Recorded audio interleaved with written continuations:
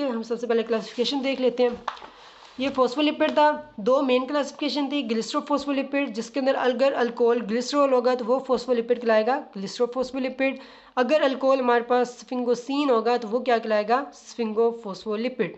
ठीक है, और फॉस्फोलिपिड हमने पहले डिस्कस कर लिया था कि फॉस्फोलिपिड क्या क्या होता है। उसके अंदर फैटी एसिड होता है, अल्कोहल होता है और एक एडिशनल कंपाउंड नाम शो कर रहा है फॉस्फो है तो मीन फॉस्फोरिक एसिड होगा। अच्छा, इसकी फर्दर 5 क्लासिफिकेशन है। फोस्फेटिडिक एसिड जो कि इसका पेरेंट कंपाउंड है, ठीक है, इसी में से बाकी सारी इसकी टाइप्स ड्राइव हो रही हैं। ठीक है, मेन जो पेरेंट्स कंपाउंड है वो इसका क्या है, phosphatidic acid, lecithin, cephalin, plasminogen and the phosphatidyl glycerol. ठीक है, वन बाय वन हम डिस्कस करते हैं।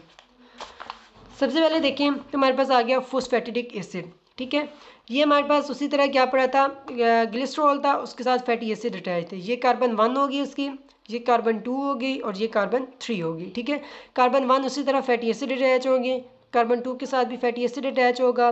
जबकि जो कार्बन 3 है ना, अगर उसका फैटी एसिड रिमूव करके उसकी जगह हम फॉस्फोरिक एसिड अटैच कर दें, ठीक है, ये H3PO4 फॉस्फोरिक एसिड अगर अटैच कर देते हैं तो वो हमारे पास क्या बन जाता है, फॉस्फेटिडिक एसिड। ठीक है, इसको हम थोड़ा कर लेते हैं। ये हमारे पास कार्बन 3 है ना, मैं कार्बन 3 सिर्फ ड्रा कर रहा हूँ इसकी। ठीक, ऊपर ये कार्बन के साथ अटैच है, इधर H हो गया, इसका H हो गया। यहाँ पर कार्बन 3 के साथ था OH ग्रुप लगा हुआ है। ठीक है, ये ग्लिसरॉल की कार्बन 3 है।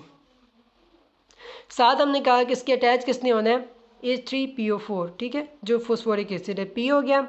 साथ इसके क्या अटैच है, OH। ठीक है, और डबल बॉन्ड टू O, और यहाँ पर ये कर लें इसका, ठीक हो गया। अच्छा, अब यहाँ पर हमारे पास था सबसे पहले OH अटैच था। ठीक है, और इसके क्या होते, कितने बच गए हाइड्रोजन, 1 2, राइट। और टोटल कितने हाइड्रोजन थे इसके, 3। साथ एक P आ गया। इसके ऑक्सीजन कितने हैं, 1 2 3, लेकिन उधर कितने थे, 4 थे। तो इसमें से अब क्या हुआ कि एक ऑक्सीजन रिमूव हुआ।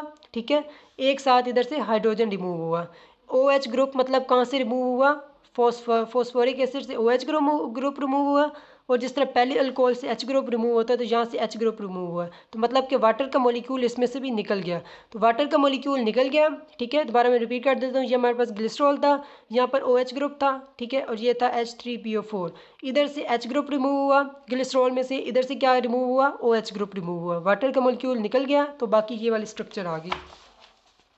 ठीक है, अब इसमें देखें तो 2 H बच गए और 3 ऑक्सीजन बची हैं, राइट।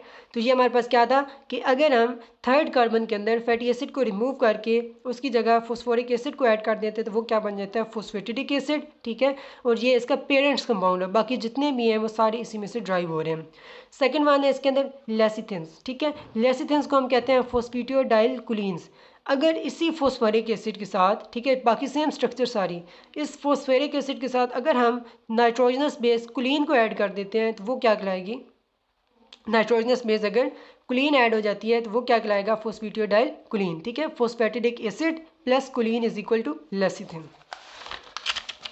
ये स्ट्रक्चर देखें। ठीक है, ये कार्बन 1 कार्बन 2 ग्लिसरॉल की, ये कार्बन 3। ठीक है, ये जो फॉस्फोरिक एसिड का यहाँ पर OH था ना, ठीक है, H हमने रिमूव कर दिया यहाँ से, सिर्फ ऑक्सीजन बच गया बाकी। ठीक है, ये पिछली स्ट्रक्चर है, H रिमूव हुआ, फॉस्फोरिक एसिड का ऑक्सीजन, इसके साथ ये वाला पूरा का पूरा क्या है हमारे पास, कुलीन है। तो जब कुलीन इस फॉस्फोरिक एसिड के अंदर ऐड हो गया तो इसे हम कहते हैं फॉस्फेटिडाइल कुलीन।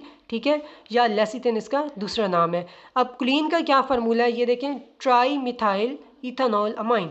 ठीक है, तो ये क्या है, 1 2 3, तो ट्राई मिथाइल इथानॉल अमाइन। ठीक है, नाइट्रोजन अमाइन, तो ट्राई मिथाइल इथानॉल अमाइन, ये हमारे पास कुलीन है।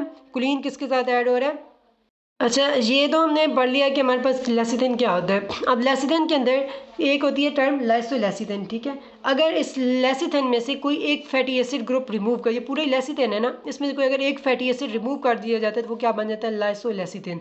इसके अंदर कुछ एंजाइम यूज़ होती हैं, A1 enzyme, A2 enzyme, B enzyme, C enzyme and D enzyme. इन्हें क्या कहते हैं, फोस्फोलाइपेज A1, फोस्फोलाइपेज A2, फोस्फोलाइपेज B, फोस्फोलाइपेज C और फोस्फोलाइपेज D। अच्छा, अगर हमारे पास ये जो हमारे पास है A1, ये क्या करती है कि फर्स्ट कार्बन में से अगर फैटी एसिड को रिमूव करना हो तो वो करवाती है फोस्फोलाइपेज A1। ठीक है, फर्स्ट अगर ग्लिसरॉल का जो कार्बन है इसके साथ जो फैटी एसिड रिमूव करवाना हो तो अब फैटी एसिड जब रिमूव होगा तो ये किसके अंदर कन्वर्ट हो जाएगा, लाइसोलेसिथिन के अंदर। ठीक, अगर इसी तरह सेकंड कार्बन में से रिमूव करवाना हो तो इंजाइम होगी A2, ठीक है, जो सेकंड कार्बन होगी ग्लिसरॉल की उसमें से फैटी एसिड को अलग कर देगी।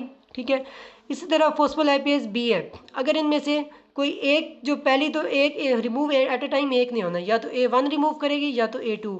अगर A1 रिमूव कर देती है तो फिर यहाँ पर A2 रिमूव नहीं करेगी, ये क्या बन जाएगा, लाइसोलेसिथिन। इस लाइसोलेसिथिन में से दोबारा अगर कोई फैटी एसिड रिमूव करना होगा ना तो वो कौन सी आएगी हमारे पास, फॉस्फोलाइपेज बी। ठीक है, अगर इसी तरह A2 रिमूव कर देती है, अब A1 एक्ट नहीं करेगी, अब ये क्या बन गया, लाइसोलेसिथिन। अब इस लाइसोलेसिथिन पर फॉस्फोलाइपेज बी आके एक्ट करेगी और वो जो रिमेनिंग फैटी एसिड होगा वो रिमूव करेगी, मतलब दोनों फैटी एसिड रिमूव हो सकते हैं। ठीक, इस तरह फॉस्फोलाइपेज सी है, ये क्या करती है, इस पूरे फॉस्फोडाइलकुलीन को, ठीक है, फॉस्फोकुलीन पार्ट को, सॉरी फॉस्फोकुलीन पार्ट को इस पूरे के पूरे जो फैटी एसिड वाला ग्रुप है इससे रिमूव कर देता है, जिससे क्या होगा कि ये पूरा का पूरा फॉस्फोकुलीन रिमूव हो जाएगा। बाकी क्या बच जाएगा, डाई इसाइल ग्लिसरॉल, दो फैटी एसिड बच जाएंगे ना तो ग्लिसरॉल, तो डाई इसाइल ग्लिसरॉल बच जाएगा और ये पूरा का पूरा फॉस्फोकुलीन पार्ट अलग हो जाएगा। आखिरी रहेगी फॉस्फोलाइपेज डी। अब ये जो फॉस्फोलाइपेज डी है, ठीक है, ये क्या करती है, ये हमारे पास सिर्फ और सिर्फ कुलीन पार्ट को रिमूव करती है। ठीक है, और जब कुलीन रिमूव हो जाएगा तो क्या बच जाएगा, दोबारा फॉस्फेटिडिक एसिड बच जाएगा। क्लियर ये पॉइंट। इसके बाद ये इंपॉर्टेंट है, इसके अंदर लेसिथिन का मोस्ट इंपॉर्टेंट क्वेश्चन है, ठीक है, कि रिस्पायरेटरी डिस्ट्रेस सिंड्रोम क्या होता है, इसका सिनेरियो भी आता है। अच्छा, बेसिकली जो लेसिथिन होता है ना, हमने कहा कि इसके अंदर दो फैटी एसिड हो सकते हैं। अब ये अगर दो फैटी एसिड इसके अंदर यहाँ पर दोनों के दोनों पाल्मिटिक एसिड हो जाते हैं, ठीक है, दोनों के दोनों यहाँ पर अगर पाल्मिटिक एसिड हो जाते हैं तो उसे हम क्या कहते हैं, डाईपाल्मिटॉइल, ठीक है, लेसिथिन। जबकि दो पाल्मिटिक एसिड अगर यहाँ पर अटैच हो जाते हैं, यहाँ भी पाल्मिटिक एसिड, इस कार्बन के साथ भी पाल्मिटिक एसिड, तो डाईपाल्मिटॉइल लेसिथिन। और ये कहाँ प्रेजेंट होता है, सर्फेक्टेंट के अंदर। सर्फेक्टेंट क्या होता है कि एल्विलाई है लंग्स के अंदर, उनमें से एक सब्सटेंस रिलीज होता है जिसे हम कहते हैं सर्फेक्टेंट। और सर्फेक्टेंट क्या करता है कि वाटर बेसिकली वाटर के मॉलिक्यूल्स क्या करते हैं, एक दूसरे को अट्रैक्ट कर रहे होते हैं। ठीक है, तो ये उनकी सरफेस टेंशन को कम करता है। सरफेस टेंशन कम करना मतलब वाटर के दरमियान जो अट्रैक्शन है उसे कम करते हैं। अगर वाटर मॉलिक्यूल एक दूसरे को अट्रैक्ट कर रहे होंगे तो लंग्स एक दूसरे की तरफ कोलैप्स होंगी। ठीक है, जब ये उनके दरमियान सरफेस टेंशन को ही कम कर देगा तो वाटर मॉलिक्यूल एक दूसरे को अट्रैक्ट ही नहीं करेंगे और लंग्स ऑटोमेटिकली एक्सपैंड करना शुरू कर देंगे। तो मींस जो सर्फेक्टेंट है बेसिकली इसका क्या मेन फंक्शन है कि जो लंग्स की एक्सपेंशन के अंदर रोल प्ले करता है बर्थ के बाद।